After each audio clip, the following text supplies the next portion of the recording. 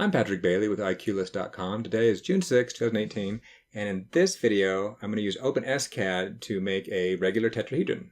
Okay, for those of you who may not be familiar with Openscad, I'm going to show you what it is real quick. So Openscad, you can go to openscad.org and download the program, and what it allows you to do is to make 3D objects using code. So you can say, hey, draw a sphere in this location, draw a square in this location, do different things to make them meet or join or subtract shapes. And it allows you to kind of do it in code, which is really kind of cool. And so, go download this and I'll show you how to use it just to make this simple tetrahedron, which is going to be really, really simple. But the reason I'm doing this is recently I made a video that was a Manipulative Monday. We were going through making shapes for the classroom and different things with our homeschooling. And so we were using, in that case, we were actually using not Fusion 3. We used a combination of Fusion 360 and Tinkercad. And in Tinkercad, there was a lot of the shapes, a square, a sphere, a cone. They had pretty much all the basic shapes we wanted, except for my wife also wanted a tetrahedron, and they didn't have that. So I had to use Fusion 360 to make a tetrahedron, but it turns out I did a little wrong. What I made was a three-sided pyramid. And it turns out a tetrahedron is a special case of a three-sided pyramid. So I'll go over that real quick. So I'm making this video to kind of make up for that. So here's a few sites. There's a Wikipedia on tetrahedrons. You can kind of go look up all the information. So or wolfram.com. And so I'll put these links in the show notes. And so they'll kind of go over what this is. So what I intended to make was a tetrahedron, or what they call a regular tetrahedron. And a regular tetrahedron, it is a three-sided pyramid, but what it is every single triangle is the same size, even the bottom. And so that's a regular tetrahedron. And I did not do that. What I actually made was a triangular pyramid. So in a triangular pyramid, the three, I believe, I may be wrong on this, but I think the three upper sides are the same size, which is what I did. And the bottom is different. So you could have something more elongated or different like that. And so my design didn't do that. But while looking this up, I found some other interesting tetrahedrons. So there's a rectangular tetrahedron that you can do at right angles. That's interesting. Another interesting one was this Isosceles Tetrahedron, which kind of looks like a wedge. So in Isosceles, you get two sides the same. So in this case, you have a tetrahedron where two faces are the exact same, but they're opposite each other. So it's kind of interesting. But anyway, so just to kind of go over that, I kind of messed up. But anyway, let's go on to actually making a tetrahedron using Openscad, because in Openscad, it's kind of cake. So let's go do that right now. Okay, first give credit where credit is due. So Osloy, one of my favorite posters, posted this on, what video was this? Manipulative Monday Pyramid Stacking, where we were actually talking about pyramids, not a tetrahedron in this case, I don't think. But he mentioned, oh yeah, you can do this. You can make a tetrahedron easy enough using the, what do they call them, face numbers? I have to go look at fragment numbers, I think. In Openscad, you can kind of abuse a thing where actually it makes things less smooth to actually make a tetrahedron. And he was actually kind enough to actually just post all the code in here. So let me show you in Openscad where that is, and then show you how to do it using the code he posted. So thanks, Osloy. So if you go over onto the cheat sheet, and if you go down the Openscad cheat sheet and you look down lower, they'll have this thing called $FN, which is a special variable, and it's the number of fragments. And so what that means, let me go bring Openscad in over here. Let's see. So if I do something like, oh, there we go. Maybe. Come on. There we go. So if I make something like a sphere in Openscad, so I'll make a sphere, give it a radius 20, and just draw it. Hit render. You see we get the sphere, but you can see it's a little, blocky. And that's a result of the default face numbers. So, keep saying face numbers. Fragment numbers? Number of fragments. There we go. So I'll do FN. I can change that. So I can go up here on the top and change it globally for everything. So I can go up here, and if I wanted to make it smoother, I could do, I'm not sure what the default is. I think it might be 30. So let me try 40. Yeah, so you can see it smoothed it out a little bit more. Now, the good and bad of this is it'll make it, the higher number you go, it makes it smoother and smoother, but it'll take more time to render it. So if I do 60, not too bad. Do 100. Okay, not too bad to do 100. But if I get more and more objects in there, it takes more and more time. And it's not just a simple slope. If 100 versus 50 is not twice as slow, it may be 10 times slower, just depending on what your shapes are. But the interesting thing is you can go backwards. So you can actually get some really cool, interesting looks if you want to. So if I go down to, say, 5, click on that, and what you'll see is there's 5 fragment numbers. 1, 2, 3, 4, 5. And you get this little funky looking diamond shape. And so it can have some interesting looks for it. And that's how the STL file will save. So it's really interesting. Also, with most shapes, I think sphere is included in this. I haven't tried this. I think you can override it locally. So if I go here on the sphere, I think you can... Yeah, you can override it locally.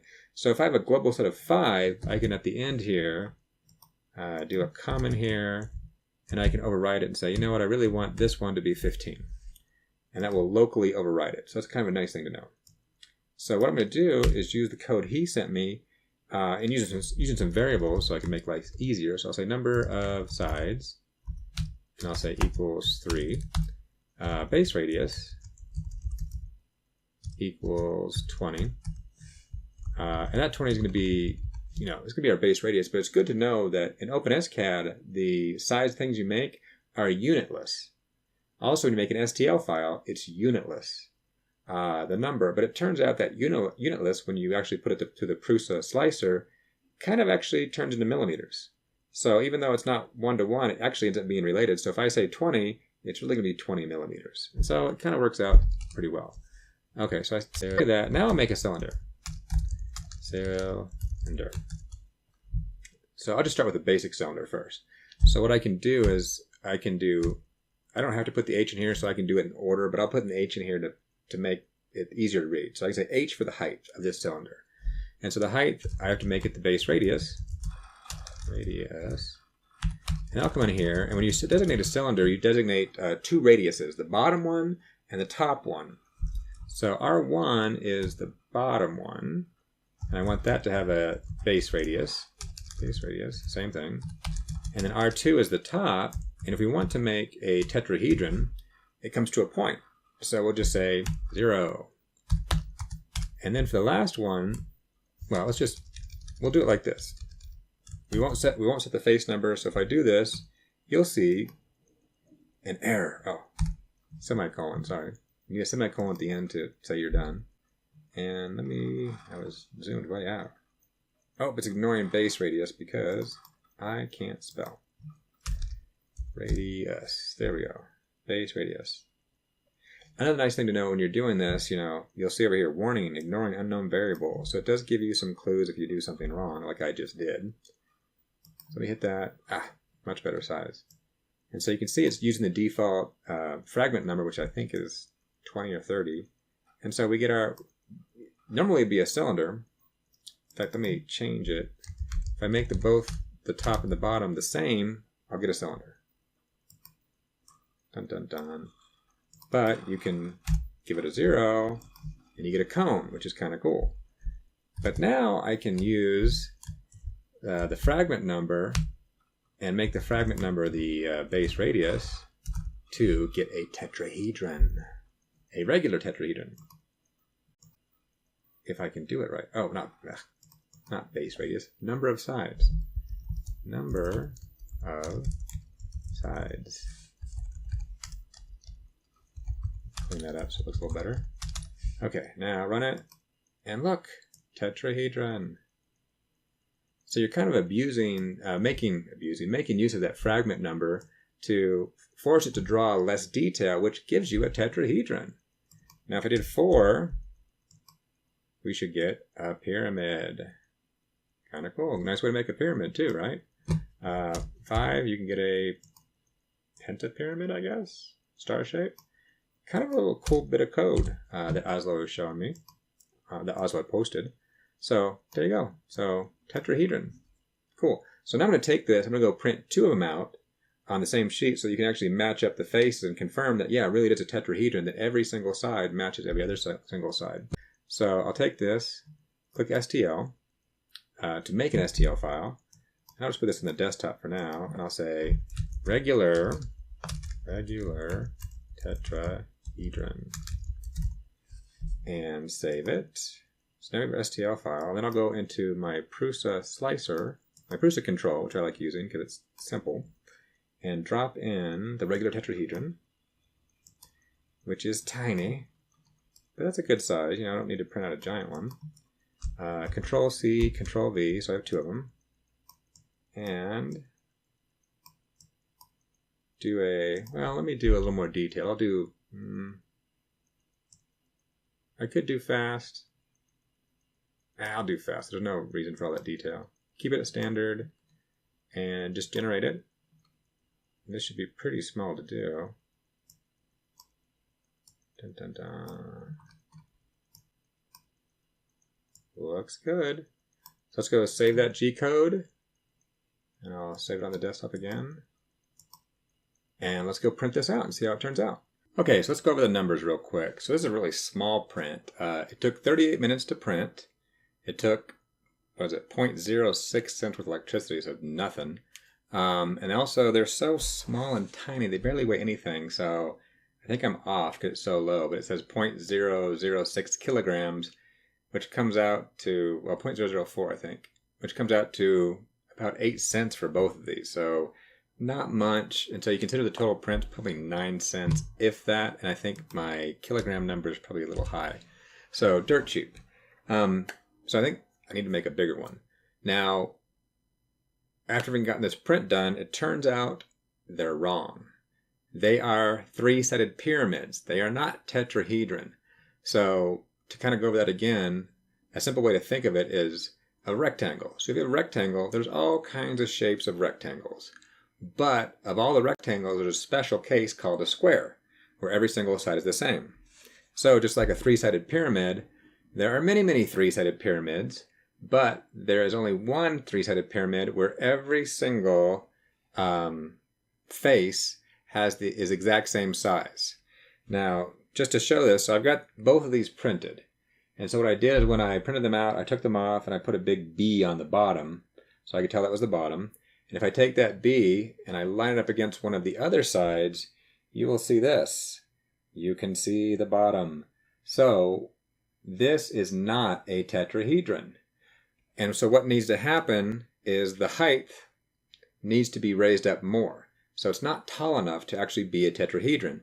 So I had to go look around a little bit and get my geometry on and actually find some equations to figure out how tall should it be in relationship to the radius. And so I think I've got the equations figured out. So I'm going to go over that and then I'm going to do the equations in Openscad, which is kind of cool because you can program, you can put the equations in. So you can relate everything correctly. Plus, I think I'll make it bigger. And then print that out, and hopefully it's correct. So what I have currently is when I make this, what I'm doing, because I'm using, I'm really making a cylinder, but I'm limiting the number of facets, so I basically get a triangle inside of it. And with the radius, so if you look at this website, and I'll put all these websites in the show notes, what you'll see here is this line right here is my radius of my cylinder. And so these three lines are what's important. So how does this radius relate to a side? In this case, the bottom side. And so if you look further down in here, basically what you get is the radius of the circle equals a side divided by 2 times the square root of 3. So that's one of the pieces of the equations I need. That doesn't give me a height, but that does give me, based on the radius, I know how long a side is. So now I can go over here. Oh, another thing, that ends up being the center of the triangle. So there's the center, that's where we're going from. So that all works out correctly. And then I can go over here to Wolfram and look at some of their equations they have on tetrahedrons. So as I go through all this, I can put it all together, and it turns out the height of the tetrahedron is, let's see, 1/3 times the square root of 6 multiplied by A. In this case, A is a side. So I've got, where's my Word document? In Microsoft Word, you can actually do equations. So I'm going to kind of go through the equations I came up with. I didn't come up with. I'm using those to consolidate them so I can have just, based on the radius, tell me what the height should be. So here we can say R, we know that R equals a side divided by the square root of 3. I believe so. Did I do that right? a equals side divided by 2 times the square root of 3. Ah, I messed that up. 2 times the square root of 3. Let me fix the equations while I'm doing here. So it's 2. Let's just fix it right now. 2 times the square root of 3. Okay, and so then I can fix that equation, and so that should be, I can move that over, and so now I should have 2 times, so a side equals the radius times 2 times the square root of 3. So now I can go over there, and now I want to get the height. So the height, based on that Wolfram equation, should be 1 divided by 3 times the square root of 6 multiplied by the length of a side. So that can give me my height. So I can consolidate these two equations, which apparently I did wrong just a second ago. So I can replace that side with this side. So that should be r times, I forgot to put the 2 in there, so let me put the 2 back in here. 2, come on, times the square root of 3. Okay, so now we have that. So now I can kind of consolidate this equation. So now what I have is I should have 2,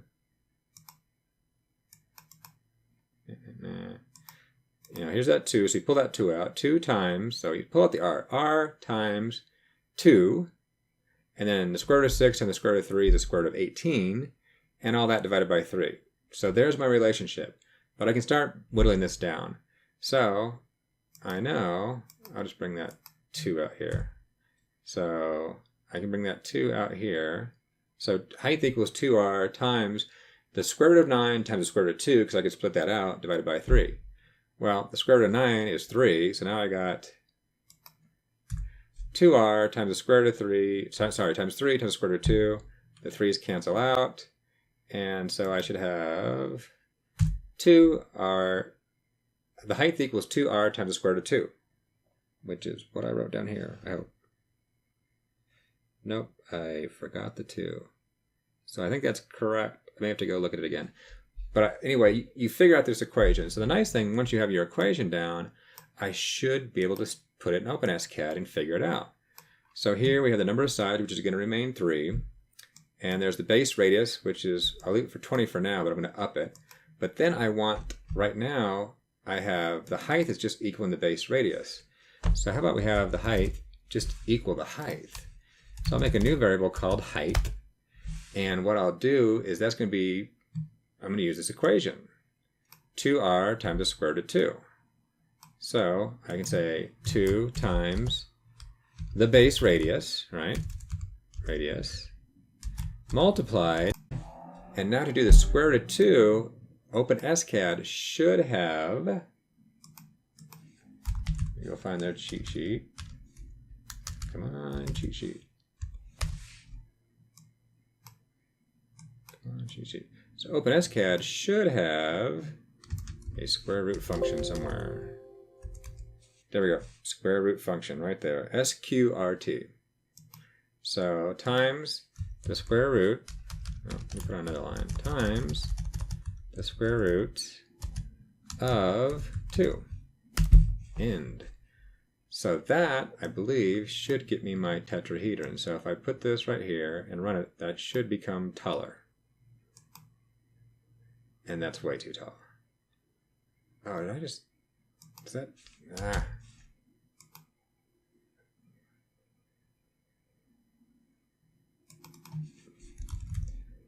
Let me do base radius. Did I put that 2 in there incorrectly? Yes. Okay, I'll go look over my equations here. I messed something up. So, sorry, I messed that up. So... I'll go over my equations again to make sure, but I shouldn't have had that 2, should I? So I have... you can skip over this section because I think I'm correct. So the radius of the side times 2 square root of 3. 2 times square root of 3 is height equals 1/3 6. I'll go, I think it's just that. Okay, I think I'll go back and check my math, but I think I messed up. It should probably just be r times square root of 2. If I mess that up, I'll go figure it out again. Bad math. Okay, so that looks like it's probably correct, but I want to print it out and make sure that that relationship is correct. But the nice thing is now that I've done, well, hopefully I've done it correct. But if I haven't done it correct, I'll figure out the equation. But once I have an equation, I can put the equation effectively in Openscad. And then based on that, now I can make it whatever size I want based on the radius. So if I want it to be a radius of 40, which I do because these guys are just so tiny. They're too tiny. I think I'll go for 50. We'll go for 50. That should give them a decent size. And I think that will work. So now I'm going to make an STL file, put it on my, oh, there we go, regular tetrahedron. So overwrite that because that was not a regular tetrahedron. That was a pyramid. And let me go put this in let me go put this in my proofs of control. I'm going to go convert it. And then what I'm going to do is I'll probably only do one at a time. So that way I can make a white one and then I can make a black one, so it's really easy to compare. So where are we? Tetrahedron. There we go, regular tetrahedron. So, much bigger. And that appears to be, I think that's correct. Okay, so let me generate this. Let me go for fast. And I'll just go for a 10% infill because it doesn't need that much infill. Generate it. Looks good. Save it. And 3 prints. There we go, regular tetrahedron. So I'll save that, replace it. And let's go print this. I'll print 2, one white, one black, and then we can get a good comparison of them. Okay, now for the numbers. So I printed both these tetrahedrons out. Now they're much bigger than the last one. So let's go through the numbers. So the first one took 2 hours and 1 minute to print. It took 0.018 cents worth of electricity, and I base it on 10 cents per kilowatt hour. Also, the weight of it is 0.02 kilograms. So the filament alone, based on $20 for a roll, which is a 1 kilogram roll, that would come out to 40 cents worth of filament. So altogether, 41 cents to print that out. Now the other one took 1 hour and 58 minutes to print, so just about the same. Took 0.017 cents with electricity, again about the same, and it's 0.02 kilograms. So altogether that one, again, was 41 cents to print out. So they're both pretty equal, and here's they are. So here's one of them, and I like this size a lot better than this little rinky-dink one I made. But this is a tetrahedron. So again, I wrote a big B on the bottom of this one. And I have printed out a black one, which I did print. I did write a B on it there. That's the bottom. I don't know. You probably can't tell. Oh, a little bit. I did a little marker job on there. So that is the bottom. And so now both of these, of course, the bottoms match exactly. But every single other side is a perfect match.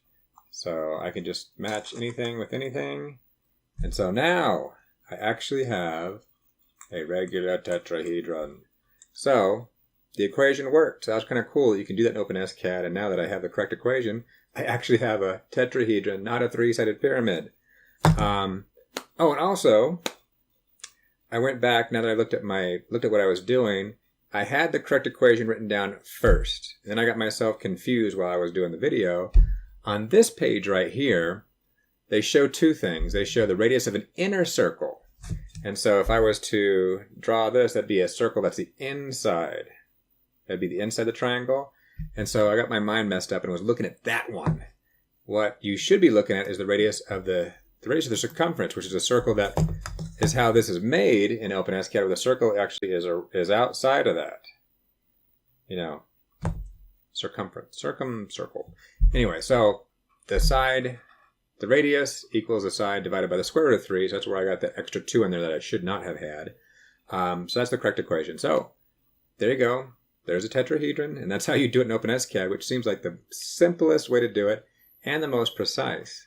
And I'm liking Openscad now, especially for geometric things. You can do the equation correctly. You can look up some equations online to get it correctly, and you'll get the correct results versus, I love Fusion 360, but if you're trying to do something simple like this and very precise, it's a lot easier just to follow an equation. So anyway, hope this video was helpful to someone out there. Hey, if you liked the video, please give it a thumbs up. If you didn't, hey, give it a thumbs down. Also, if you like what we're doing here, subscribe to the channel by clicking the subscribe button. And lastly, have a piece of info to share? Just post a comment.